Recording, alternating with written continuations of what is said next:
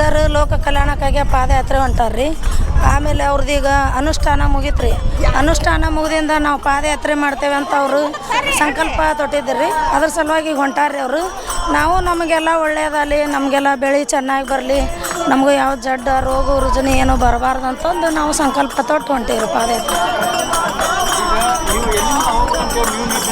ನಾವು ಉಳಿವಿ ಮಠನ ಹೋಗ್ಯವ್ರಿ.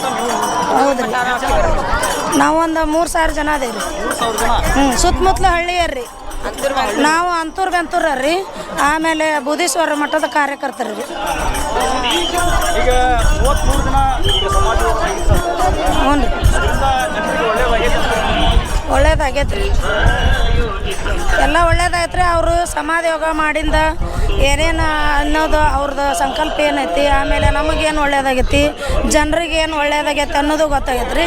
ಮಳೆ ಆಗಿದ್ದಿಲ್ಲ ರೀ. ಮಳೆ ಅವ್ರು ಯಾವ ಊರಿಗೆ ಕಾಲು ಇಡ್ತಾರೆ ಆ ಊರಿಗೆ ಮಳೆ ಆಗೈತೆ ರೀ. ಎಲ್ಲ ಖುಷಿ ಐತ್ರಿ.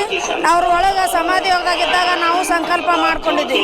ನಮ್ಮ ಅಜ್ಜಾರು ಹೆಂಗೆ ನಗ್ಕೊಂತ ಹೋಗ್ಯಾರ ಹಂಗೆ ಅವ್ರು ನಕ್ಕೊಂತ ವಾಪಸ್ ಬರ್ಲಿ ಅಂತ ನಾವು ಸಂಕಲ್ಪ ಮಾಡ್ಕೊಂಡಿದ್ವಿ. ಹಂಗೆ ದೇವರು ನಮ್ಮ ಅಜ್ಜಾರನು ನಕ್ಕೊಂತಾನ. ಆದ್ರೆ ಸ್ವಲ್ಪ ಅಸ್ವಸ್ಥ ಆದ್ರಿ.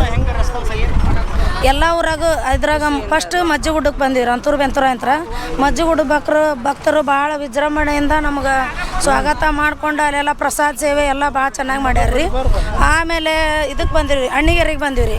ಅಣ್ಣಿಗೆರೆ ಭಕ್ತರು ಕುಂಭ ವಾದ್ಯ ಮೇಳದೊಂದಿಗೆ ಅಜ್ಜಾರನ್ನ ಬರಮಾಡಿಕೊಂಡು ಅವರು ಭಾಳ ಚಲೋ ಅವ್ರಕಿನ್ನ ಜೋರು ಫಂಕ್ಷನ್ ಮಾಡಿ ಅಜ್ಜಾರ ಸ್ವಾಗತ ಮಾಡಿದ್ರಿ. ಆಮೇಲೆ ನೈಟ್ ವಸ್ತಿ ಇದಕ್ಕೆ ಬಂದೀವಿ, ಭದ್ರಾಪುರಕ್ಕೆ ಬಂದೀವಿ ರೀ. ಭದ್ರಾಪುರದವರು ಅವರು ಫಂಕ್ಷನ್ ಮಾಡಿ ಅಜ್ಜಾರ ಪ್ರಸಾದ ವ್ಯವಸ್ಥೆ ಎಲ್ಲ ಜನರಿಗೆ ವಸತಿ ಊಟ ಎಲ್ಲ ಅವರು ಭಾಳ ಚಲೋ ಮಾಡಿದ್ರಿ.